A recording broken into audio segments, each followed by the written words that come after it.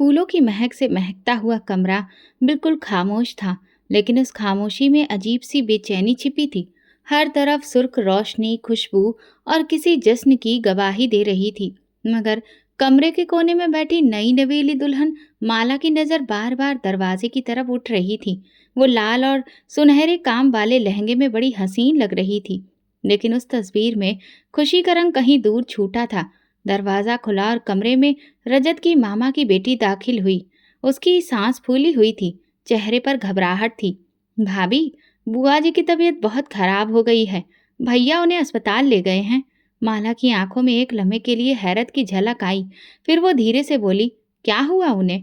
Blood pressure बहुत ज्यादा high हो गया है। वो बात भी नहीं कर पा रही थी। भैया जल्दी में थे, तुरंत अस्पताल चले गए। ये कहकर वो पलट गई। माला कमरे में अकेली रह गई। अब फूलों की महक उसे बोझ लगने लगी। उसका लहंगा उसका दम घोटने लगा। शादी की रात का जो सपना उसने बरसों से सजाया था, वो इस तरह से अकेलेपन में गुजरेगी, ये तो उसने कभी सोचा भी नहीं था। माला ने फोन उठाया और अपनी माँ को कॉल मिलाई। माँ, आपको पता है, अभी तो मेरी शादी की रात है और रजत अपनी माँ को लेकर अस्पताल चला गया। दूसरी तरफ से उसकी माँ की आवाज आई, कटी कटी मगर जहर में डूबी हुई। देखा, यही होता है जब लड़का माँ का गुलाम होता है। माला, तुम्हें अभी से सीखना होगा, वरना पूरी जिंदगी उसी माँ के साए तले दबकर गुजरेगी। माँ, मगर अगर वाकई उनकी तबीयत खराब थी तो? अरे बेवकूफ लड़की, यही तो वो चालाक औरतें करती हैं। सुहाग रात ही खराब कर दी लड़की की। पहले शुरुआत ही तोड़ कर रखी, ताकि सारी जिंदगी में सर न उठा सके। तुम्हें अपनी जगह बनानी है तो उन्हें नीचे दिखाना होगा।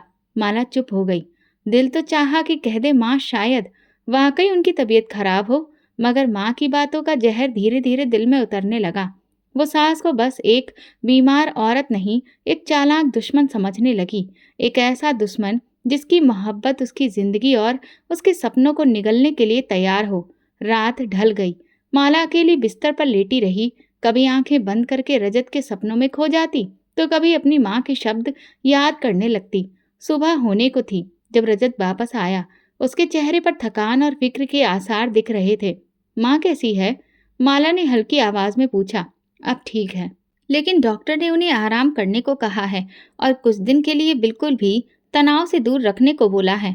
माला ने खामोशी से सिर हिला दिया, मगर दिल में एक चिंगारी सी लग गई। उसे महसूस हुआ कि रजत की सारी तवज्जो, उसकी फिक्र, उसका वक्त सब उसकी माँ के लिए है, और वो बस एक खूबसूरत हकीकत की तरह है जो सिर्फ उसकी पत्नी ही बनी रही। दोपहर में माला की माँ उससे मिलने आई। उनके लहजे में हमदर्दी कम और गुस्सा ज्यादा था। मेरी बेटी को सुहाग रात भी नसीब नहीं हो पाई, और वजह वही सास। देख लो माला, ये तो अभी शुरुआत है। तुम्हें इस घर में अपनी पहचान बनानी होगी। तुम ये जज्बाती ड्रामा से खुद को बचाना। माला ने सिर हिलाया। उसकी आंखों में खामोश विद्रोह उभर आया था। मोहब्बत की जगह अब जिद ने ले ली थी, और ये जिद आने वाले दिनों को एक तूफान में बदलने वाली थी। रात को जब रजत कमरे में आया, माला ने करवट बदल ली। रजत ने हैरत से पूछा, क्या बात है? तुम मुझसे नाराज हो? तुम्हें क्या फर्क पड़ता है? तुम्हारे लिए तो सबसे अहम तुम्हारी माँ है। माला का तीखा लहजा देखकर उसने कहा, ऐसी बातें क्यों कर रही हो माला? माँ सच में बीमार थी। मैं क्या करता? अगर वो बीमार थी तो उनको आपकी जगह कोई और भी तो अस्पताल लेकर जा सकता था। रजत ने ठंडी सांस ली और चुप हो गया। उसने सोचा, ये बस शादी के शुरुआती दिनों का दबाव है, सब ठीक हो जाएगा। मगर वो नहीं जानता था कि जो बीज आज दिलों में बोया जा रहा है, वो कल जहर उगलेगा। पहली रात गुजर गई, लेकिन उस रात की खामोशी में दरार की पहली ईंट रख दी गई थी। सुबह का सूरज कमरे की खिड़की से छन छन कर अंदर दाखिल हो रहा था, लेकिन मन की आंखों में रोशनी नहीं, सिर्फ शिकायतें थीं। रजत अपनी माँ संतोषी की दवाइयाँ और नाश्ता लेने के चक्कर में व्यस्त था, और माला इधर सजी सवरी बिस्तर पर अकेली लेटी थी। कल रात की नाराजगी आज सुबह एक बहस बन चुकी थी, जो हर बात में चुभने लगी थी। वो धीरे से बोली, आपके लिए चाय तैयार है, माँ जी के लिए भी एक कप रख लेना, उनकी शुगर कम है आज। रजत ने नरमी से कहा और तौलिया लेकर बाथरूम की तरफ बढ़ गया। माला ने अपने होंठ कस के दबा लिए। दिल चाहा कि कुछ बोले, मगर खुद को रोक लिया। लेकिन खामोशी का मतलब सुकून नहीं होता। दिल की दीवारों पर जो शब्द नहीं बोले जाते, वो और भी गहराई छोड़ जाते हैं। दोपहर के बाद रजत कमरे में आया। माला अब भी तैयार हुई थी। चेहरे पर हल्की सी उम्मीद की चमक थी। चलिए बाहर चलते हैं, थोड़ा घूमते हैं, मुझे भी हवा बदलने की जरूरत है। रजत ने मुस्कुराकर उसकी तरफ देखा, मगर फिर नजरें फेर कर बोला, माँ को आज दोबारा चेकअप के लिए ले जाना है। डॉक्टर ने बुलाया है। तुम आराम करो तो हम जल्द वापस आ जाएंगे। माला की चमकती आंखों में लम्हे भर में कोहरा उतर आया। हम मतलब आप और आपकी माँ? हाँ, मेरे अलावा है कौन उनका? और मैं नहीं चाहता कि माँ अकेली जाए। उनकी तबीयत कल रात बहुत खराब थी। माला ने अपना रुख फेर लिया। रजत ने शायद कुछ महसूस किया, मगर बिना कुछ कहे वो वहां से निकल गया। दोपहर के समय दरवाजे पर दस्तक हुई। माला की माँ और दो बहनें हाथों में गिफ्ट बैग और चंचल बातों के साथ दाखिल हुईं। सबने रस्म और रिवाज के मुताबिक नए जोड़े पहनाए, चूड़ियां पहनाई और खूब सारी तस्वीरें खींची, मगर माला के चेहरे की उदासी छुपी नहीं रह सकी। रजत कहाँ है? उसकी माँ ने आंखें मटकाकर पूछा। माँ जी को डॉक्टर के पास ले गए हैं, माला ने सपाट लहजे में जवाब दिया। माला की माँ ने नाक सिकोड़ी। लड़का शादी करके भी माँ के साथ घूम रहा है। तुम्हें कुछ करना पड़ेगा माला। तुम पत्नी हो, कोई नौकरानी नहीं कि हर वक्त उसकी माँ के पीछे पीछे घूमो। माला चुप रही, मगर उसकी बहनें ठहाका लगाकर बोली, दीदी कहीं आपके पति माँ के आशिक तो नहीं? माला के कानों में और जहर घोला जा रहा था और दिल में ये ख्याल अब और गहरा हो गया कि इस घर में वो एक गैर जरूरी इंसान है। बहन ने करीब आकर कान में धीरे से कहा, सुन लो, जो सास को ऊपर रखे वो बीवी को हमेशा नीचे ही रखता है। तुम्हें वक्त पर अपनी जगह लेनी होगी। अगर आज नहीं तो कल वो तुम्हारे यहाँ से निकल जाएगा। शाम ढल चुकी थी। राजत जब वापस आया तो दरवाजे पर जूतों की कतार देखकर चौंका। माँ को सहारा देकर अंदर लाया। माला की माँ ने सिर्फ औपचारिकता के लिए उनका हाल चाल पूछा और फिर संतोषी जी को ऊपर से नीचे तक अपनी नजर से तोला, जैसे परख रही हो कि ये औरत आखिर कितनी कमजोर है। फिर संतोषी जी ने धीरे से जवाब दिया, आप पहले से बेहतर हैं, और अपने कमरे में चली गई। रजत आकर सबके साथ बैठने की कोशिश करने लगा, मगर माँ के कमरे से हल्की सी खांसी की आवाज आई तो फौरन उठ खड़ा हुआ। माँ को दवा दे दूं, फिर आता हूँ। माला की माँ ने ताना मारते हुए हंसते हंसते बेटी के कान में कहा, ये मर्द तुम्हारे काबू में नहीं आएगा जब तक इसकी माँ इस घर में है। रात को माला ने रजत से बात छेड़ी, कब तक हम यूं ही रहेंगे? आपकी हर बात में बस माँ होती है। रजत ने ठंडे लहजे में कहा, माँ बीमार है, अभी तो उन्हें ज्यादा ध्यान और ख्याल की जरूरत है। और वैसे भी तुमने तो दिन भर अपनी माँ के साथ वक्त गुजारा। हाँ, लेकिन वो मेरी माँ है और मैं उनकी बेटी। लेकिन आप तो मेरे पति हैं।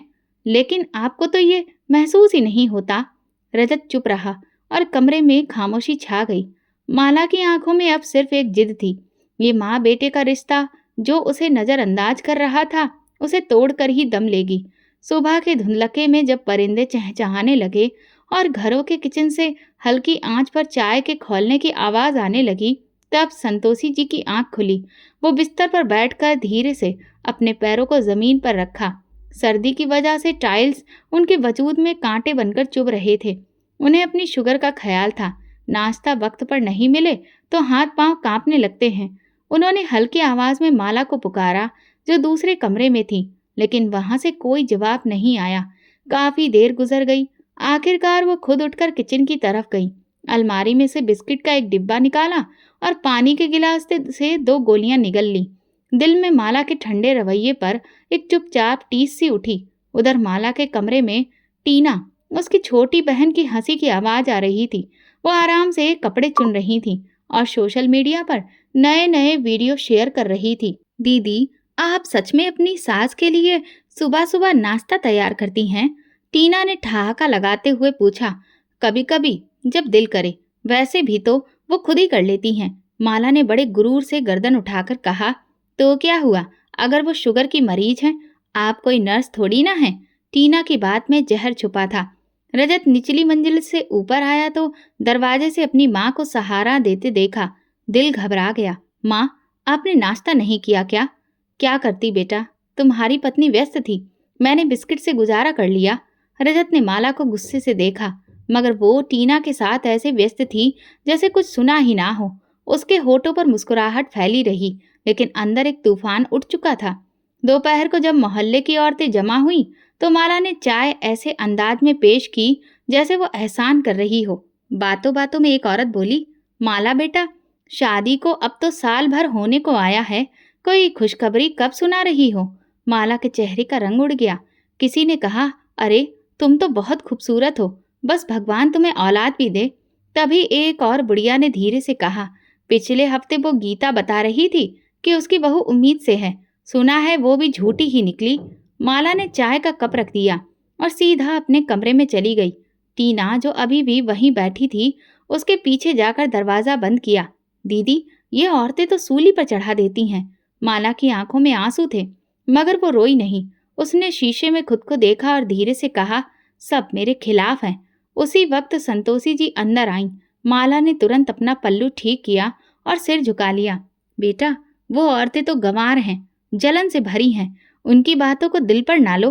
भगवान सबको सब कुछ वक्त पर देता है, तुम फिक्र ना करो। संतोषी जी का लहजा नरम था, लेकिन माला को लगा जैसे वो हमदर्दी के पर्दे में उसे जख्म दे रही हो।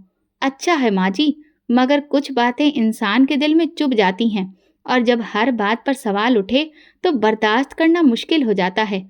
संतोषी जी पल भर को खामोश रहीं, फिर बोली, बेटा, मैं तुम्हारी सास हूँ, दुश्मन नहीं।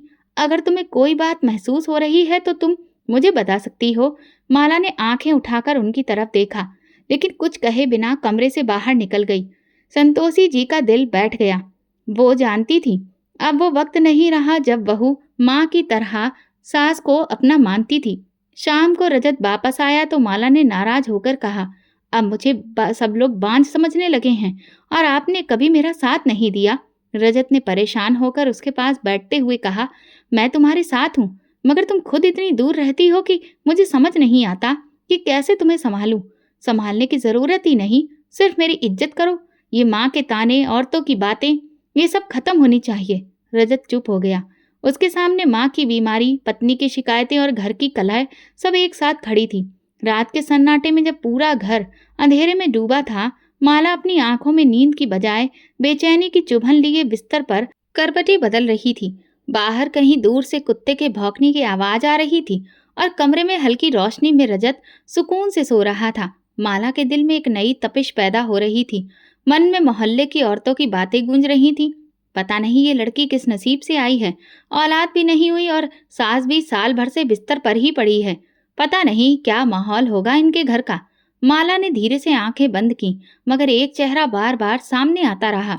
संतोषी का चेहरा, जो दिखने में नरम था मगर माला की नजर में अब एक साजिश वाला चेहरा बन चुका था। अगली सुबह नाश्ते की मेज पर खामोशी छाई थी। रजत अखबार पढ़ रहा था और संतोषी जी दवा खा रही थी। माला ने चाय का कप रजत के सामने रखा और खुद कोने में बैठ गई। माला, तुम नाश्ता नहीं करोगी? संतोषी जी ने नरमी से पूछा। माला ने बिना देखे जवाब दिया, मुझे भूख नहीं है। रजत ने अखबार एक तरफ रखा, माला की तरफ देखा, लेकिन कुछ कहे बिना दोबारा चाय की चुस्की लेने लगा। कुछ पल बाद माला के सब्र का पैमाना लबालब हो गया।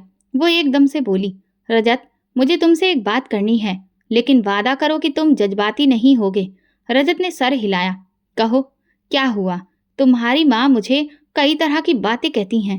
रजत का चेहरा एकदम सख्त हो गया। क्या? किसने कहा तुमसे? किसी ने कुछ नहीं कहा, खुद सुना है। मैंने सुना था कि वो अपनी सहेली से फोन पर बात कर रही थी। कह रही थी कि मैं तो किस्मत की मारी हूँ, बहू आई भी तो बांझ।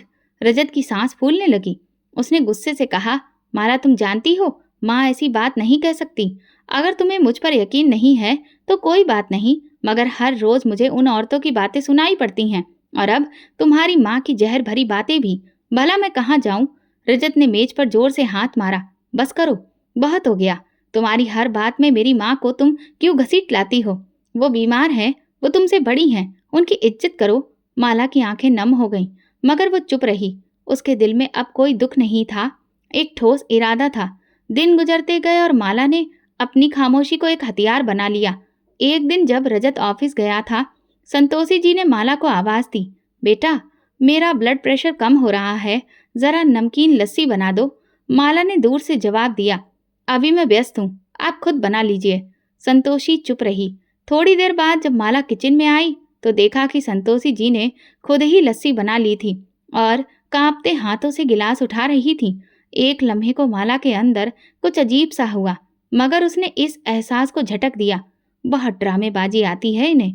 उसने दिल ही दिल में सोचा। शाम को रजत ने माँ की तबीयत पूछी तो वो बोली, ठीक हूँ बेटा, बस थोड़ी कमजोरी थी। मैंने माला को लस्सी बनाने को कहा, लेकिन उसने सुना ही नहीं। तभी माला ने तुरंत कहा, मैं किचन में व्यस्त थी। रजत ने सर हिलाया, मगर कुछ कहा नहीं। माला ने अपनी माँ को तुरंत कॉल किया और सारी बात उन्हें बताई। दूसरी तरफ उनकी माँ ने जवाब दिया, अब तुम्हें समझ आ रहा है, वो औरत कभी तुम्हें अपना नहीं मानेगी। तुम्हें वो इसी तरह से धीरे धीरे जख्म देगी।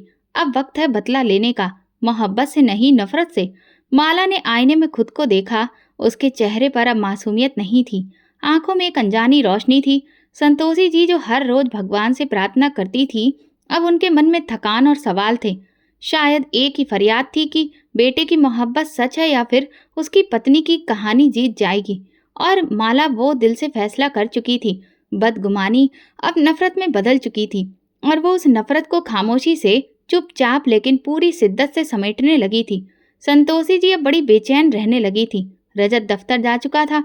माला पहले से भी ज्यादा चुप थी और उसकी खामोशी में किसी तूफान का आभास था। उसने नाश्ता बनाया, मगर संतोषी जी के कमरे में जानकारी देना भी ठीक नहीं समझा। संतोषी जी कुछ देर बाद खुद दरवाजा खोलकर बाहर निकली तो किचन में चूल्हे पर पड़ी खाली कढ़ाई को देखकर वापस लौट गई। 10:30 बज चुके थे। इसके बाद माला ने धीरे से माँ जी के कमरे की चाबी ली और दरवाजा बाहर से बंद कर दिया। दरवाजे की दूसरी तरफ अंदर संतोषी जी नींद में लेटी थी, लेकिन जब कुछ देर के बाद उठकर बाहर निकलने की कोशिश की तो दरवाजा बिल्कुल नहीं हिला। उन्होंने दोबारा हैंडल घुमाया, दरवाजा पूरी तरह से बंद था। माला, माला दरवाजा खोलो बेटा। लेकिन बाहर खामोशी थी। संतोषी जी का दिल धड़कने लगा। क्या लाइट चली गई है? शायद माला सुन नहीं पा रही हो। वो खुद को तरह तरह की बातें समझाने लगी और दरवाजे पर दस्तक देने लगी। फिर आवाज ऊंची की, बेटा मैं बंद हो गई हूँ, खोलो। लेकिन किचन में माला चाय के कप के साथ बैठी अपनी माँ से फोन पर बात कर रही थी। बस माँ, आज पहला सबक पढ़ा दिया है। बंद कमरे में भूख और प्यास जब सिसकियां बनकर गूंजती हैं तो गुरूर खुद ब खुद घुटने टेक देता है। दूसरी तरफ उसकी माँ ने खूब तारीफ करना शुरू कर दी। बहुत अच्छा, अब देखना वो खुद तुम्हारे कदमों में आएगी। दोपहर की धूप बढ़ने लगी। कमरा अंदर से भट्टी बन चुका था। संतोषी जी की शुगर नीचे जा रही थी। उन्होंने दीवार के सहारे बैठने की कोशिश की। हे भगवान, ये कौन सी परीक्षा है? पानी भी नहीं है। हे भगवान, मेरी बहू को कुछ तो समझा दो। उनके होंठ सूख चुके थे, आवाज भारी हो चुकी थी, लेकिन वो बार बार दरवाजे पर दस्तक देती रही। अंदर वक्त रुक गया था और बाहर माला के दिल में नफरत का तूफान उठ रहा था। शाम के करीब रजत की गाड़ी गेट के सामने रुकी। वो रोज की तरह ठहाके लगाता अंदर आया। माला ने सोफे पर लेटने की एक्टिंग शुरू कर दी और पानी की कुछ बूंदें लेकर आंखों पर छिड़क ली। अब वो पूरी तरह तैयार थी। रजत पास आकर बोला, माला क्या हुआ? तुम्हारी तबीयत ठीक नहीं लग रही। माला ने धीरे से आंखें खोली। बस सर में बहुत दर्द है, दिल घबरा रहा है, शायद ब्लड प्रेशर का मामला है। रजत तुरंत पानी लेने के लिए उठा और नरमी से बोला, तुमने कुछ खाया था? चलो डॉक्टर के पास ले चलता हूँ। इसी वक्त संतोषी जी के कमरे से धीमी सी आवाज आई, जैसे कोई बहुत थका हुआ हो और बेहोश होने वाला हो। वो लगातार पुकार रही थी। रजत चौंक गया। माँ! उसने जल्दी से कमरे की तरफ दौड़ लगाई। दरवाजा खोलने लगा तो अंदाजा हुआ कि वो तो बाहर से बंद है। बेचैनी से उसने तेजी से दरवाजा खोला। सामने संतोषी जी जमीन पर हल्की बेहोशी की हालत में दिखी। चेहरा सफेद, होंठ सूखे, सांस उखड़ी हुई। माँ! रजत ने उन्हें सहारा दिया। ये क्या हुआ? आप अंदर कैसे बंद थीं? संतोषी जी ने मुश्किल से होंठ हिलाए। दरवाजा बंद हो गया था। सुबह से पानी तक नहीं मिला है। रजत ने बेयकीनी से माला को देखा, फिर तेजी से पानी का गिलास लाकर दिया। माँ की हालत देखकर वो घबरा गया। तुरंत किचन में आया, माला को देखा और सख्त लहजे में बोला, माँ सुबह से कमरे में बंद थी, पानी तक नहीं पिया। माला ने आंखों पर हाथ रख लिया। मुझे कुछ याद नहीं, शायद सफाई करते करते दरवाजा बंद हो गया। मेरी तबीयत भी तो खराब हो गई थी। रजत ने एक लम्हे को उसे शक से देखा, फिर माँ की हालत को याद किया और तुरंत उनके पास चला गया। वो बिस्तर पर लेटी थी, आंखों में नमी थी, लेकिन जुबान पर कोई शिकायत नहीं थी, सिर्फ खामोशी। रात को जब रजत माँ के पास बैठा था, माला आईने में खुद को देख रही थी। उसकी आंखों में जीत की झलक थी। रजत कमरे में दाखिल हुआ और माँ को यूं बैठे देखकर चौंका। माँ, आपने नाश्ता नहीं किया?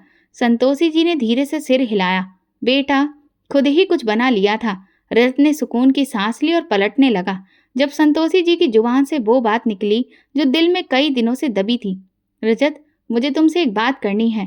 जी माँ। उस दिन मैं कमरे में खुद से बंद नहीं हुई थी। दरवाजा बाहर से बंद किया गया था। मैं माला को आवाज दे रही थी, मगर उसने दरवाजा नहीं खोला। रजत की आंखों में एकदम हैरानी थी, लेकिन साथ ही उलझन भी। माँ, माला ने बताया था कि सफाई करते करते दरवाजा खुद ब खुद बंद हो गया था और वो बीमार भी थी। संतोषी जी ने बेबस निगाहों से बेटे को देखा। रजत, मैं झूठ क्यों बोलूंगी? पानी के लिए तरसते हुए दरवाजे पर कितनी बार दस्तक दी, मगर किसी ने नहीं सुना। रजत ने कुछ कहे बिना रुख मोड़ लिया। माँ, कोई बहम भी तो हो सकता है। माला ऐसी नहीं है। अगर कुछ होता तो वो मुझे जरूर बताती। कहकर वो कमरे से निकल गया और पीछे रह गई सिर्फ संतोषी जी, जिनके चेहरे पर अब दुख की लकीरें थीं। उन्होंने आसमान की तरफ देखा। होठों पर एक सिसकी आकर दम तोड़ गई। बेटे पर अंधा भरोसा अब दिल को काटने लगा था। माला ने पीछे से सारी बातें सुन ली थी। दोपहर में माला ने पूजा करने का बहाना किया और आंखें बंद करके भगवान के आगे बैठ गई। वो बार बार प्रार्थना कर रही थी, हे भगवान, मेरी जिंदगी से ये औरत हटा दो। ये दीवार जो मेरी खुशियों के बीच खड़ी है, वो गिर जाए। मेरे पति को सिर्फ मेरा कर दो। ये सब बोलते हुए उसके चेहरे पर सुकून आ रहा था, जैसे किसी ने उसके दिल का बोझ हल्का कर दिया हो। उधर संतोषी जी ने अब हर बात पर खामोश रहना सीख लिया था। वो अपने सारे काम अब खुद ही कर लेती थी। रजत अभी यही समझता रहा कि सब ठीक है। उसकी पत्नी उसकी नज़रों में एक बहुत ही अच्छी, सेवा करने वाली और नरम दिल महिला थी, और माँ शायद उम्र के इस हिस्से में नाजुक हो गई थी। हर बात को दिल पर ले लेती थी। एक रात जब संतोषी जी हल्के बुखार से जूझ रही थी, उन्होंने माला को आवाज दी, बेटा जरा पानी दो। माला जो कमरे में ही मौजूद थी, उसने सुना मगर छुप गई। कुछ पल खामोश रही, फिर जब दोबारा आवाज आई तो कमजोरी और लड़खड़ाहट के साथ माला ने अपने दिल में कहा, जितना शोर मचाना है मचा लो, अब कोई तुम्हारी आवाज पर नहीं आएगा। आखिरकार संतोषी जी खुद ही उठी, कांपते कदमों से पानी का गिलास भरा और खुद ही दवा ली। जब वापस आई तो दरवाजे के पीछे खड़ी माला ने झांक कर उनकी कमजोरी का मंजर देखा और दिल ही दिल में तंजिया मुस्कुराई। अब खुद ही सब करना पड़ेगा। तुम्हें एहसास होगा कि मेरी जगह कितनी मजबूत है और तुम्हारी क्या हैसियत है। इस घर में सब कुछ चल रहा था, नाश्ता, दोपहर का खाना, शाम की चाय, रजत का आना जाना, लेकिन उन सबके बीच रिश्ते खामोशी से एक अजीब सी उलझन का शिकार हो रहे थे। ये जंग अब कोई खुली लड़ाई नहीं रही थी, बल्कि वो खामोश जंग थी जो धीरे धीरे शरीर में घुसकर सांसें भी छीन लेती है। संतोषी जी की आंखों में अब एक ही प्रार्थना थी, भगवान मेरे बेटे को सच दिखा दे। लेकिन उनकी प्रार्थना पर भी माला की दुआओं की धूल जम चुकी थी और घर की हवा में अब सिर्फ अंधा भरोसा, झूठी पूजा पाठ और खामोशी का जहर फैला था। धीरे धीरे 3 साल बीत गए। वक्त में बहुत कुछ बदल गया था। चेहरों पर लकीरें, लहजों में थकान और रिश्तों में वो खालीपन जिसे कोई शब्दों में बयां नहीं कर सकता। लेकिन एक सुबह जब माला ने हाथ में टेस्ट रिपोर्ट देखी तो उसकी आंखों में पहली बार खुशी की चमक आ गई। रजत, बधाई हो, मैं माँ बनने वाली हूँ। रजत की आंखों में रोशनी लौट आई।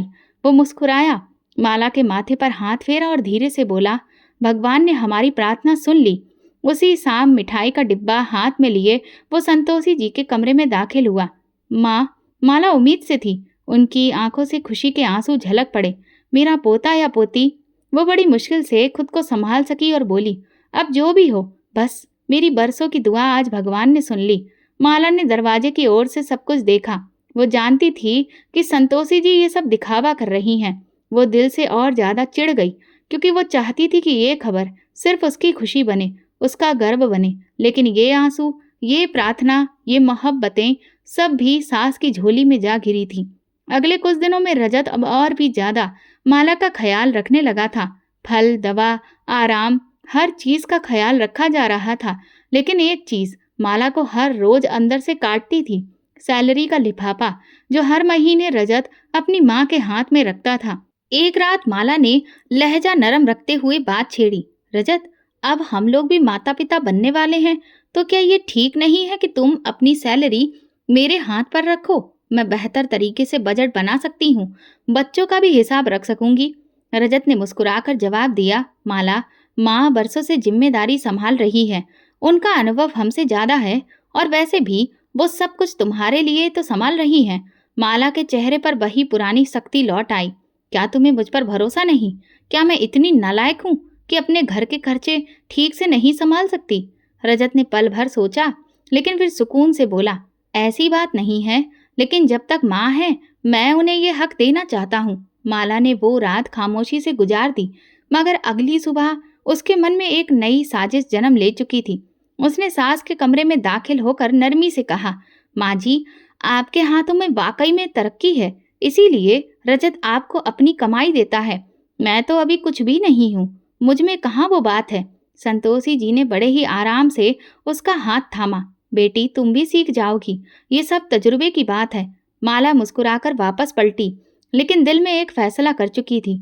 अब वो सिर्फ पत्नी नहीं, माँ बनने वाली थी, और उसे यकीन था कि माँ बनने का दर्जा सब रिश्तों पर भारी होता है। अब हर बात में माला सास को काटने लगी थी। अगर संतोषी जी कहती कि दही न खाओ, तो माला जानबूझकर 2 कटोरी खा लेती थी। अगर वो आराम करने को कहती, तो वो बाजार निकलने की जिद करती। एक रोज जब रजत घर पर नहीं था, माला ने जानबूझकर दूध में नमक मिला दिया, जो सास की चाय में गया। संतोषी जी ने एक घूंट लेते ही कप नीचे रखा और माला को आवाज दी, बेटा, लगता है दूध खराब हो गया है। माला चेहरे पर हैरत दिखाते हुए बोली, अरे माफ करना माँ जी, शायद नजर नहीं आया। वो जानती थी कि ये मामूली बात है, मगर उनकी छोटी छोटी तकलीफों से वो संतोषी जी को और ज्यादा कमजोर कर रही थी, मानसिक तौर पर भी और शारीरिक तौर पर भी। रजत अब भी सब कुछ ठीक समझ रहा था। माँ को तनख्वाह देना, माला को दवा देना, बीबी के आराम का ख्याल रखना। माला के दिल में एक ही इच्छा थी, जैसे ही बच्चा पैदा हो, उसके हाथ में पूरी सत्ता आ जाए। संतोषी जी सिर्फ नाम के लिए घर में रहें, जिन्हें कोने का एक कमरा देकर बाकी सारा घर उसके कब्जे में हो। वो जानती थी कि ये लड़ाई सिर्फ पत्नी बनकर नहीं जीती जा सकती, माँ बनकर ही माँ से मुकाबला करना होगा। घर के आंगन में नीम का पेड़ आज भी चुपचाप खड़ा था, जैसे सब कुछ जानता हो मगर जुबान पर मौन लगा हो। दीवारों पर पुरानी तस्वीरें अभी मौजूद थीं, जिनमें मुस्कुराहटें जमी हुई थीं, लेकिन हकीकत उनसे कोसों दूर जा चुकी थी। धीरे धीरे माला की सोच अब संतोषी जी को पूरी तरह से खत्म करने की ओर बढ़ने लगी थी। माँ बनने की खबर के बाद रजत अब उस पर बहुत ध्यान दे रहा था, लेकिन इसके साथ साथ वो अपनी माँ का भी ख्याल रखता था। तनख्वाह भी अभी तक माला के हाथ नहीं आई थी। ये सब कुछ माला को अंदर ही अंदर खा जाता था। उसी दिन वो शीशे के सामने खड़ी खुद से बात कर रही थी, जब तक ये औरत जिंदा है, मेरी खुशियां अधूरी रहेंगी। या तो वो रहेगी या मैं। ये ख्याल उसके दिमाग में पहली बार नहीं आया था, बल्कि वो तो पहले ये इरादा बना चुकी थी। वो अपने अंदर की नरमी और इंसानियत सब कुछ खत्म कर चुकी थी। दोपहर के वक्त जब रजत दफ्तर जा चुका था और नौकरानी छुट्टी पर थी, माला ने धीरे से किचन की अलमारी से तेल की बोतल निकाली। उसने सीढ़ियों के आखिरी 3 सीढ़ियों पर तेल फेंका, बिल्कुल वैसे जैसे वहां पर सफाई के दौरान कुछ गिर गया हो। फिर जैसे कुछ हुआ ही नहीं, वो अंदर आ गई। माँ जी, उसने आवाज दी, ऊपर छत पर आ जाइए, यहाँ आपके लिए धूप वाली कुर्सी रखी है, बैठकर कुछ देर आराम कीजिए। संतोषी जी को माला के लहजे में कुछ अजीब महसूस हुआ, मगर वो माँ थी और अब भी दिल के किसी कोने में बहू पर भरोसा बाकी था। वो धीरे धीरे सीढ़ियां चढ़ने लगी, लेकिन जैसे ही वो आखिरी सीढ़ी पर पहुंची, उनका पैर फिसलने ही वाला था कि उन्होंने नीचे की रेलिंग थाम ली। दिल तेजी से धड़कने लगा, सांस फूल गई। माला दरवाजे की ओट से ही सारे मंजर को देख रही थी। उसकी आंखों में बेचैनी थी, जैसे भगवान ने आखिरी लम्हे में उसके वार को रोक दिया हो। संतोषी जी थोड़ी देर सीढ़ियों पर ही बैठ गईं, फिर नीचे उतरकर अपने कमरे की ओर चली गई। माला दांत पीस कर रह गई। अब भी बच गई ये औरत, मौत को भी हरा देने वाली निकली ये तो। वो गुस्से से बिफर पड़ी और खुद ही सीढ़ियों की सफाई के बहाने ऊपर जाने लगी। जैसे ही उसने तेल पर कदम रखा, एक चीख हवा में गूंज गई। माला का संतुलन बिगड़ा, पांव फिसला और वो जोर से नीचे आ गिरी। सिर के पीछे सीढ़ियां लग गईं और कमर में ऐसी चोट आई कि एक लम्हे के लिए सांस रुक गई। घर के अंदर खामोशी छा गई, मगर कुछ ही पल बाद संतोषी जी दौड़ती हुई बाहर निकली। उन्होंने बहू को जमीन पर गिरा पड़ा देखा, लगभग बेजान, और खून की एक लकीर पास से बहती हुई दिखी। माला की चीख रजत तक पहुंची, जो काम से जल्दी लौटने ही वाला था और दरवाजे पर ही था। रजत अपनी पत्नी की हालत देखकर बिल्कुल बदहवास हो गया। एम्बुलेंस बुलाई गई, अस्पताल ले जाया गया।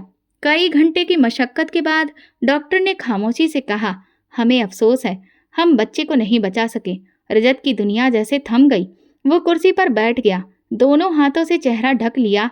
संतोषी जी एक तरफ खड़ी थी, आंखों में आंसू मगर दिल में अजीब सी बेचैनी। ना जाने क्यों उन्हें महसूस हुआ कि यह हादसा हादसा नहीं था। घर वापसी पर माला चुप थी, दर्द से चूर मगर हारी हुई थी। उसके चेहरे पर दुख तो था, मगर आंखों में वही चमक बाकी थी, नफरत की और दोबारा वार करने की। संतोषी जी ने उसके लिए फल और दवा लाने की कोशिश की, मगर माला ने हाथ झटक लिया। मैं खुद सब कर लूंगी, आप रहने दें। रजत ने अपनी माँ की ओर देखा, फिर पत्नी की ओर। वो कुछ भी नहीं समझ पा रहा था, बस वक्त को इल्जाम दे रहा था। मगर वक्त खामोश तमाशा ही नहीं होता, वो याद रखता है और जवाब भी देता है। इस बार माला अपनी ही साजिश का शिकार हो चुकी थी, लेकिन ये सिर्फ एक कदम था। वो हार मानने वाली नहीं थी। उसे यकीन था अगली बार उसका वार कामयाब होगा। और संतोषी जी, वो अब पहले से ज्यादा चौकन्नी थी, मगर दिल के किसी कोने में ये सवाल जरूर जन्म ले चुका था, क्या मेरी बहू मेरी मौत की प्रार्थना करती है? अस्पताल से वापसी को एक हफ्ता बीत चुका था और घर की हवा अजीब सी थी, लेकिन अंदर ही अंदर एक नई घुटन जन्म ले चुकी थी। माला के चेहरे पर अब नफरत के साथ साथ नई चालाकी भी झलक रही थी, और संतोषी जी की आंखों में एक ही सवाल था, वो सवाल जो दिल में हर लम्हा गूंजता था मगर जुबान पर नहीं आता। रजत हर रात माला के पास बैठता, उसे तसल्ली देता, उसका दुख बांटने की कोशिश करता। माला लेकिन चुप रहती, जैसे कुछ कहना चाहती हो मगर हिचकिचा रही हो। आखिरकार एक शाम उसने रजत का हाथ थामा और धीरे से कहा, रजत, अगर मैं कुछ कहूं तो क्या तुम भरोसा करोगे?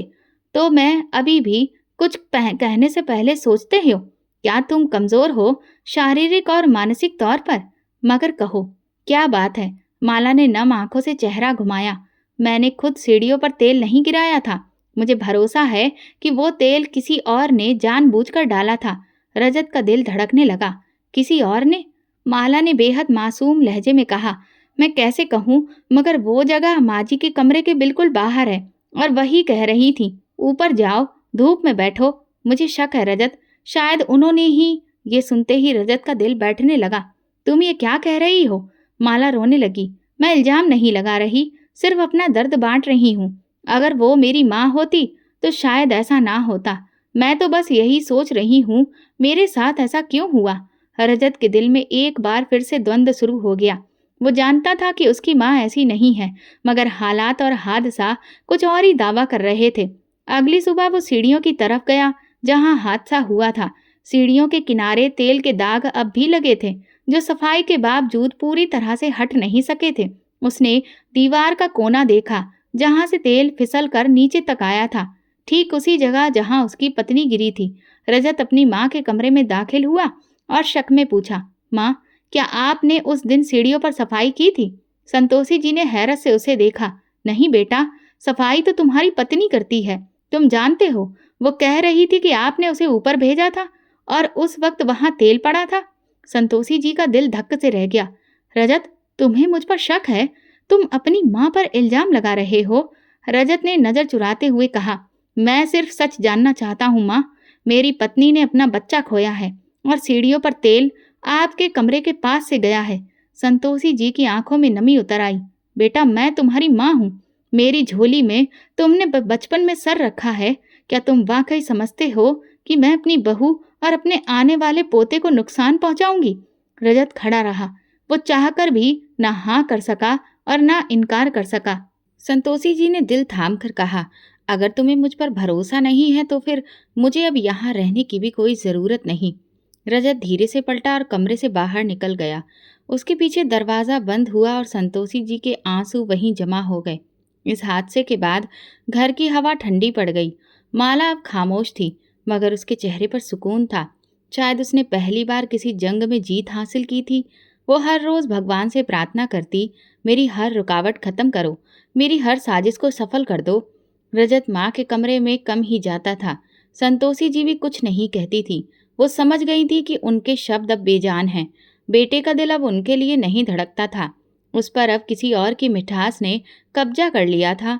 माला ने एक और दरवाज़ा खोल दिया था, इल्जाम का, और उस दरवाजे से जो हवा अंदर आई थी, उसने अब सिर्फ दीवारें गिरानी शुरू की थीं। वो जानती थी कि एक ही वार से दुश्मन को गिराना मुमकिन नहीं होता, लेकिन बदगुमानी की दीवार खड़ी हो चुकी थी।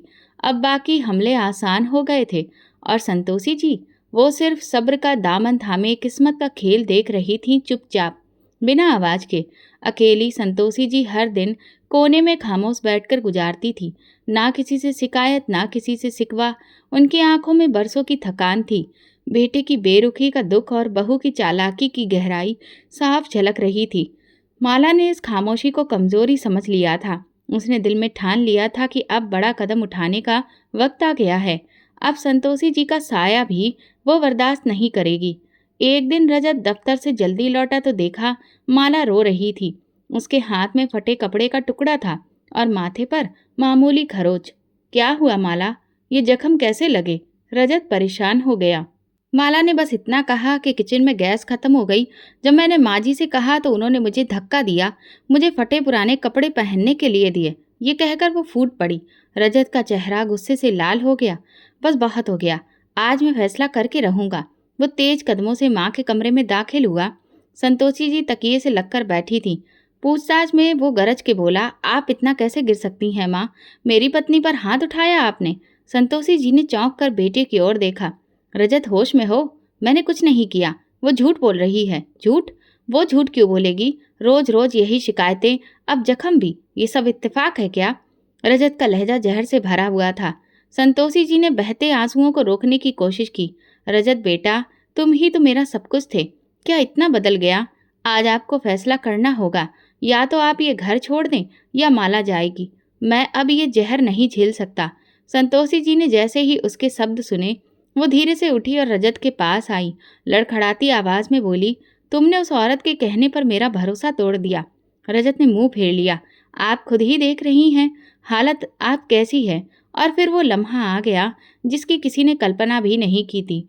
रजत ने गुस्से में माँ का बाजू पकड़ा और दरवाजे की ओर ले जाने लगा। संतोषी जी की कमर लड़खड़ाई, आंखों से आंसू बह रहे थे, लेकिन जुबान से बस एक ही बात निकली, रजत, जिस दिन भगवान अपनी लाठी इंसाफ के लिए उठाएगा, उस दिन जो बोया गया है वही काटा जाएगा। दरवाज़ा बंद हुआ और संतोषी जी घर से बाहर निकाल दी गईं। उनका बिस्तर, उनकी रामायण की किताब, उनकी दवाएं सब कमरे में रह गई। बस वो नहीं थी। माला खिड़की के पर्दे के पीछे से इस मंजर को देख रही थी। चेहरे पर सुकून, होठों पर दबी मुस्कान और आंखों में जीत की चमक। कुछ घंटे बाद उसने अपनी माँ और बहनों को घर बुला लिया। घर में ठहाके गूंजने लगे, मीठे पकवान बनने लगे और हर कोने में खुशबू फैल गई। माला के मायके वाले ऐसे आए जैसे किसी बड़ी जंग की जीत का जश्न मनाने आए हों। अब ये घर सिर्फ तुम्हारा है बेटी, माँ ने उसे सीने से लगाकर कहा। अब यहाँ सिर्फ तुम्हारा राज चलेगा। रजत, जो अपनी माँ को निकाल कर बैठा था, उन आवाज़ों से परेशान होकर कमरे में चला गया। उसका दिल बहुत वजन सोच रहा था, लेकिन भगवान का जख्म उसे खामोश रखे था। संतोषी जी, जिनके बिना ये घर कभी शांत नहीं होता था, अब कहीं किसी खामोश गली के कोने में एक बुजुर्ग चारपाई पर बैठी होंगी।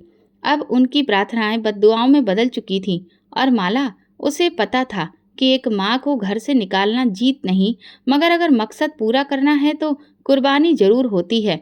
मगर जो बद्दुआ किसी माँ की सिसकियों से निकले, वो आसमान तक जरूर जाती है। संतोषी जी की बद्दुआ हवा में तैरने लगी थी। इंसाफ की चक्की चलने को तैयार थी। वक्त कभी खामोश रहता है, कभी चीख कर इंतकाम लेता है। अब तो माला की खुशहाली परवान चढ़ रही थी। अब वो रजत की पूरी तनख्वाह संभालती थी, बाजार के खूब चक्कर लगाती, दोस्तों के साथ पार्टी करती और कभी कभी उसी सीढ़ी पर बैठकर चाय पीती जहां कभी उसने साजिशें की थी। रजत अब भी चुप था। एक दिन दोपहर की धूप नरम थी। घर में नई नौकरानी सफाई कर रही थी। सीढ़ियों के कोने में सर्फ से भरी बाल्टी उसने जरा सी लापरवाही से छोड़ दी। पानी और सर्फ के असर से सीढ़ियां चिकनी हो चुकी थीं। माला मोबाइल पर बात करते हुए नीचे आ रही थी। उसके कदम तेज थे, लहजा बुलंद और चेहरा घमंड से चमक रहा था। देखा माँ, मैं पहले ही कहती थी, ये घर अब सिर्फ मेरा है, पूरी तरह से। अब मुझे कोई रोकने वाला नहीं बचा। वो बूढ़ी औरत तो बद्दुआ देती चली गई, मैंने कुछ सुना ही नहीं। उसी पल एक चीख आसमान चीरती हुई बुलंद हुई। माला का पांव फिसला, संतुलन बिगड़ा और वो पूरी ताकत से सीढ़ियों से गिरती हुई नीचे जा पहुंची। कमरे में गूंजती हंसी एकदम से मातम में बदल गई।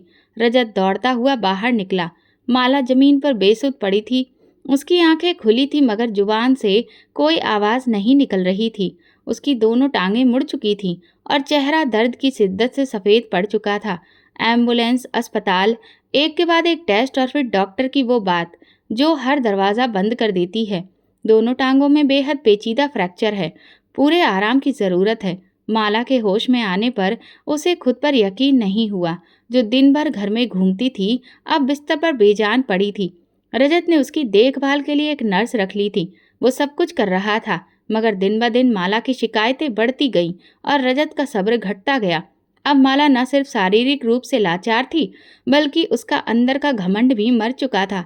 एक दिन रजत खामोशी से कमरे में आया। उसके हाथ में कागजों का पुलिंदा था। माला ने कमजोर आवाज में पूछा, ये क्या है? रजत ने एक नज़र उस पर डाली और फिर नज़र फेर ली। तलाक के कागज हैं। मैंने फैसला कर लिया है, तुम अब मेरे साथ नहीं रह सकती। माला का शरीर तो पहले ही टूट चुका था, अब आत्मा पर भी आखिरी वार हो गया था। रजत, तुम भी? हाँ, मैं भी। वो सख्त लहजे में बोला। जिस घर को तुमने नफरत से बर्बाद किया, जिस माँ को तुमने बेइज्जत कर बाहर निकाला, आज उसी की बद्दुआ ने तुम्हें बिस्तर पर पहुंचा दिया है। मगर मैं अब और तुम्हारे साथ नहीं रह सकता। तुम्हारी जंग, तुम्हारी शादी, तुम्हारी अकड़ सब खत्म हो चुकी है। माला ने आंखें बंद की। आंसू बहने लगे, मगर अब कोई पूछने वाला नहीं था, कोई सहारा देने वाला नहीं रहा। कुछ दिन बाद एक एम्बुलेंस उसे उसके मायके के दरवाजे पर छोड़ गई। जिस माँ ने उसे सास के खिलाफ साजिश करने के लिए उकसाया था, वही अब बेटी की लाचारी का बोझ उठाने से कतराने लगी। इसलिए उन्होंने अपनी बेटी को अपनाने से साफ मना कर दिया। ये देखकर रजत फिर थक हार कर माला को वापस अपने ही घर ले आया। अब घर की रोशनी में वो आवाजें सब छिन चुकी थीं और कहीं दूर एक मंदिर के कोने में संतोषी जी साधारण कपड़ों में प्रार्थना कर रही थी। माला को लाचार हुए कई हफ्ते बीत चुके थे। उसकी झूठी सानो शौकत और आवाज की खनक बीते दिनों की बातें बन चुकी थी। रजत चुपचाप, गंभीर और अकेला रहने लगा था। माँ की कमी उसके वजूद में गूंजने लगी थी, जैसे हर खामोश लम्हा संतोषी जी को आवाज दे रहा हो। लेकिन गुरूर की दीवार अब भी बीच में थी। इस दौरान पुरानी नौकरानी जो माला के हादसे के बाद छुट्टी पर चली गई थी, अचानक वापस आई। रजत ने भर्राए स्वर में पूछा, तुम कहाँ थी? उसने नजरी झुका ली, फिर धीरे से बोली, बेटा मैं तो उस दिन से बेचैन हूँ जब माला बिटिया गिरी, और मैं सच नहीं बोल सकी। रजत चौंका, क्या मतलब? सच क्या है? नौकरानी ने गहरी सांस ली। सीढ़ियों पर तेल आपकी माँ ने नहीं गिराया था। मैंने वो बाल्टी सीढ़ी से बहुत दूर रखी थी। वो माला बिटिया ही थी जिन्होंने खुद जाकर वहां पर तेल गिराया था, संतोषी जी के लिए। रजत की आंखों के सामने अंधेरा छा गया। कदम लड़खड़ाने लगे और दिल जैसे किसी नाजुक शीशे की तरह टूटने लगा। तुम सच कह रही हो? उसकी आवाज घबरा गई। हाँ बेटा, मैंने अपने कानों से सुना था। वो किसी से फोन पर बात कर रही थी और उसके शब्द थे, अब की बार तो मुझे कामयाब होना ही होगा।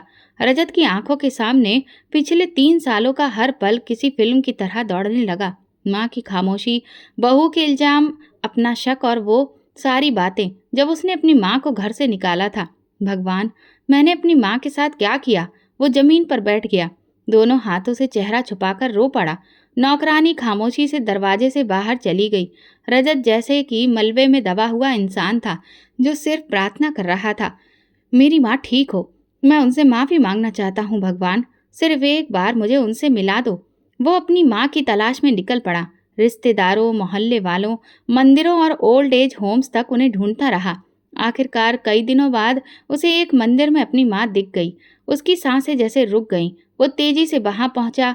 कमरे के कोने में सफ़ेद साड़ी में उसकी माँ खामोश बैठी रामायण पढ़ रही थी। चेहरे पर पहले से ज्यादा झुर्रियां थीं, आंखें धुंधली लेकिन सुकून भरी। वो धीरे से अपनी माँ के पास गया और बोला, माँ। संतोषी जी ने नजर उठाई। इस लम्हे में खामोशी छा गई। रजत दौड़कर उनके कदमों में गिर गया। माँ, मुझे माफ कर दो। मैं बहुत जालिम बन गया था, अंधा हो गया था। आपकी मोहब्बत, आपकी कुर्बानी सब भूल बैठा। संतोषी जी की आंखों से आंसू बह निकले। उन्होंने रजत के सिर पर हाथ रखा और होठों से शब्द निकले, मैंने कभी बद्दुआ नहीं दी बेटा, सिर्फ भगवान से इंसाफ मांगा था, बस इतना ही। रजत ने माँ के हाथ थाम लिए। चलिए माँ, घर चलिए।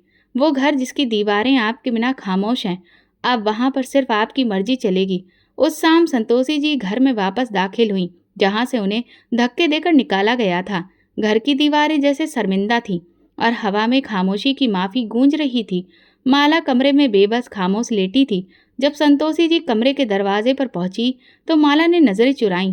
होंठ हिले लेकिन आवाज बंद हो गई।